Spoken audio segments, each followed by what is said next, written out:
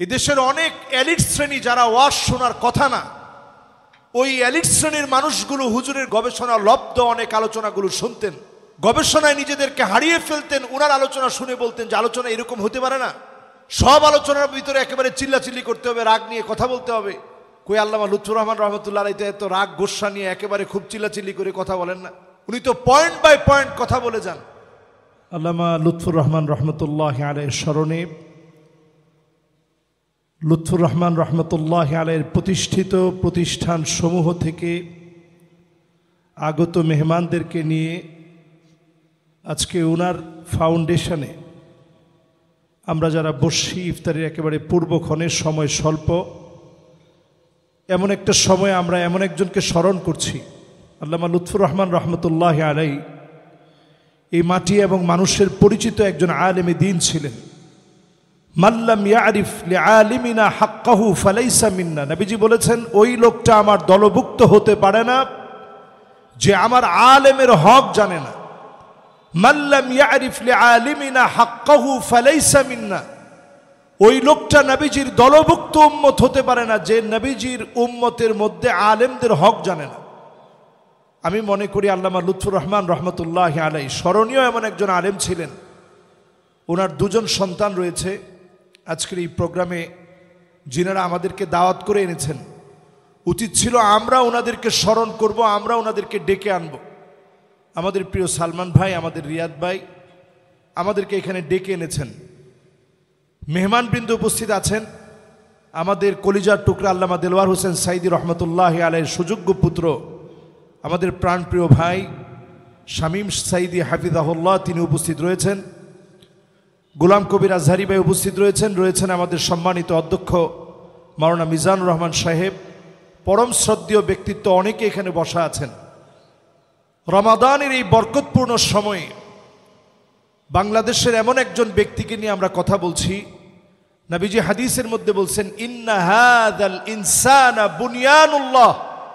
এমন কিছু মানুষ থাকে যারা এক একজন আল্লাহর এক একটা প্রতিষ্ঠান হয়, জমিনে আল্লাহর দিন প্রতিষ্ঠার এক একটা প্রতিষ্ঠান হয়। আমরা প্রত্যেকে নিজের প্রতিষ্ঠান বানাতে পারি নাই, কিন্তু আল্লামা লুৎফুর রহমান রহমতুল্লাহ আলাইহি নিজেকে একটা প্রতিষ্ঠান বানিয়েছিলেন। তেমন সুর দিয়ে তিনি কথা বলতেন না, কিন্তু একেবারে সুর ছিল না আমি এমনটা বলি না। উনি কিন্তু উনার সুরটা দিয়েই কোরআনটা সহিভাবে তেলাওয়াত করে মানুষকে বুঝাইতেন। এবং আমি অনুপ্রাণিত হয়েছি, এদেশের অনেক এলিট শ্রেণী যারা ওয়াজ শোনার কথা না, ওই এলিট শ্রেণীর মানুষগুলো হুজুরের গবেষণা লব্ধ অনেক আলোচনাগুলো শুনতেন, গবেষণায় নিজেদেরকে হারিয়ে ফেলতেন। উনার আলোচনা শুনে বলতেন যে আলোচনা এরকম হতে পারে না, সব আলোচনার ভিতরে একেবারে চিল্লাচিল্লি করতে হবে, রাগ নিয়ে কথা বলতে হবে। কই আল্লামা লুৎফুর রহমান রহমতুল্লাহ আলাইহি এত রাগ গোস্বা নিয়ে একেবারে খুব চিল্লাচিল্লি করে কথা বলেন না, উনি তো পয়েন্ট বাই পয়েন্ট কথা বলে যান। এই যে আলোচনার মধ্যে একটা নতুন ধারা এনেছেন, এটা ওনার একটা বিপ্লব। উনি বাংলাদেশের রন্ধ্রে রন্ধ্রে গিয়ে কথা বলেছেন, আনাচে কানাচে গিয়ে কথা বলেছেন। সেদিন আমি গিয়েছিলাম, এই রুবেল আমার সাথে ছিল, সেই কোথায় জানি গেলাম, জয়পুরহাট হুজুর গেছেন। তো ওই মাদ্রাসাতে আমরা যাওয়ার পরে ওইখানে আমাদেরকে মেহমান হিসেবে আমাদেরকে নিয়ে গেছেন। তো তারা গল্প করতেছিল এই জায়গায় হুজুর আসছেন। চিন্তা করেন সেই যুগে রাস্তাঘাটের কি অবস্থা ছিল, এই সব পেরিয়ে শুধু দিনের দাওয়াত দেওয়ার জন্য এই মানুষটা ছুটে বেরিয়েছেন। ফানজুরু আম্মান তাখুযুনা দীনাকুম। একজন দায়ীর জীবনে লক্ষ্য রাখা উচিত, চুলের গোড়া থেকে নিয়ে পায়ের তালু পর্যন্ত আমি আমার যে দায়ীর কথা শুনছি, উনার ভিতরে সুন্নতের আমল আছে কিনা। সুবহানাল্লাহ বিহামদিহি। আমি যতগুলো প্রোগ্রামে ওনাকে পেয়েছি, সকল প্রোগ্রামে নামাজের ক্ষেত্রে এত পাবন্দি মানুষ, নামাজ বলে তিনি অস্থির হয়ে যেতেন। তিনি মুসাফির ছিলেন, দূর থেকে আসতেন, কিন্তু আমাদের যত প্রোগ্রামে তিনি আসতেন আমি দেখতাম সবার আগে নামাজের জন্য উনি খোঁজ খবর নিতেন যে নামাজটা আগে পড়া দরকার, নামাজটা আগে পড়তে হবে। আল্লাহ তাআলা মানুষকে এমনি বড় করে না, এমনি স্মরণীয় করে না। একজন আলেম স্মরণীয় তখন হবে যখন ওই আলেমের কর্মগুলা আল্লাহ রাব্বুল আলামিনের নবীর সুন্নাহ অনুযায়ী হবে, কথাবার্তা চালচলন সুন্নাহ অনুযায়ী হবে, তখন তিনি স্মরণীয় হবেন। ইবনে হাজার আলাইহির রাহমাত তিনি বড় চমৎকার করে বলেন যে আলেমের হকটাকে নবীজি এত দাম দিলেন কেন? ইন্না আবাআকুম ইয়াহফাযুনাকুম মিন নারিদ দুনিয়া, দুনিয়ার জীবনে যদি ঘরের ভিতরে আগুন লেগে যায়, সর্বপ্রথম আপনাকে টেনে বের করবে আপনার মা বাপ, নিজে বাঁচার আগে সন্তানদের খবর নিবে। আমার সন্তানটা কেমন আছে এটা খবর নেওয়ার চেষ্টা করবে। ওয়া ইন্নাল উলামা ইয়াহফাযুনাকুম মিন নারিল আখিরা, চক্ষু বন্ধ হওয়ার পরে যে জীবন শুরু হবে, ওই জীবনে মানুষ যেন জাহান্নামের আগুন থেকে বাঁচে, এই বাঁচানোর জন্য আপ্রাণ চেষ্টাটুকুন করে আলেম ওলামা।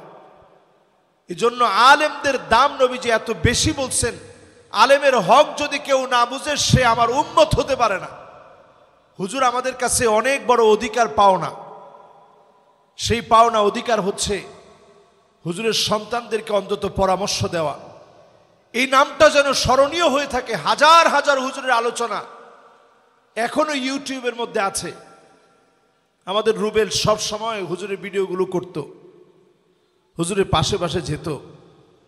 আমি প্রায় সময় রুবেলের কাছ থেকে হুজুরের খবর নিতাম, হুজুরের শরীরটা কেমন। পাশ থেকে মানুষ এত ভালোবাসতে পারে। হুজুরের 5টা মেয়ে আছে, মেয়ের জামাতারা আছেন। হুজুরের জামাতা একেবারে আমার সামনে বসা। উনি হুজুরকে ইন্তেকালের পরে যেই হালতে স্বপ্ন দেখছেন ফজরের আগ মুহূর্তে, এই স্বপ্নগুলা নিছক কোনো স্বপ্ন না। স্বপ্ন 3 প্রকারের হয়ে থাকে।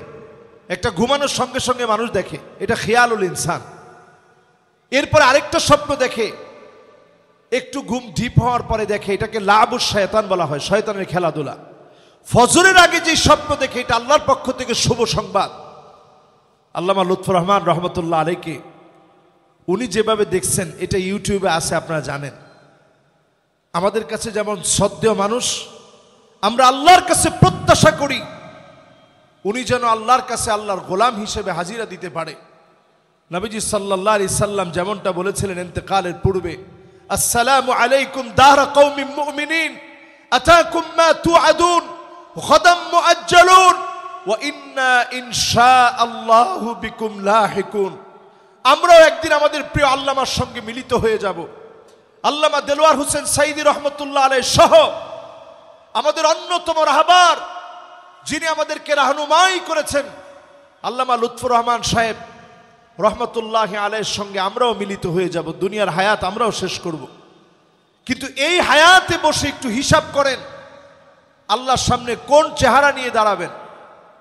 আমাদের পরম শ্রদ্ধেয় বড় ভাই মাওলানা গোলাম কবির আজহারী সাহেব তিনি চমৎকার করে বলছিলেন, আসলে মানুষের কাছে আপনি কি প্রতিদান কামনা করবেন? দুনিয়ার মানুষ আপনাকে কতটুকুন দিবে আপনি আল্লাহর কাছে ছেড়ে দেন। হুজুরের ঘরটা একটু গিয়ে ঘুরে আসেন, জিয়ারত করে আসেন। হুজুরের ঘরটা এখনো টিনের ঘর, যেখানে বসে তিনি পড়তেন, লাইভ করতেন, অনুষ্ঠান করতেন, কথা বলতেন, গোটা জাতিকে নেতৃত্ব দিতেন একটা টিনের ঘরের মধ্যে বসে। জীবনে প্রতিষ্ঠিত হতে হলে ডুপ্লেক্স ভিলা লাগে না, মানুষের মতো মানুষ হওয়া লাগে। আল্লাহ রাব্বুল আলামিনের কাছে আমরা কামনা করি এই মোবারক আয়োজনে ওনার যে স্বপ্নগুলো আছে এই স্বপ্ন পূরণে আমরা যেন সচেষ্ট থাকি। আল্লাহ যেন আমাদেরকে কবুল আর মঞ্জুর করেন, পড়েন আমিন।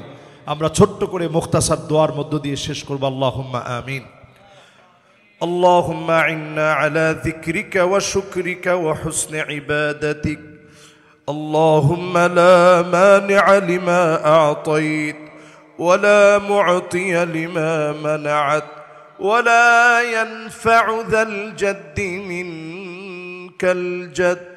আল্লাহুম্মা আনতা রাব্বি লা ইলাহা ইল্লা আনতা খালাকতানি ওয়া আনা আবদুক ওয়া আনা আলা আহদিকা ওয়া ওয়া'দিকা মাসতাতা'তু আউযু বিকা মিন শাররি মা সানা'তু আবু'ু লাকা বিনি'মাতিকা আলাইয়া ওয়া আবু'ু বিযানবি ফাগফির লি ফাইন্নাহু লা ইয়াগফিরুয যুনুবা ইল্লা আনত।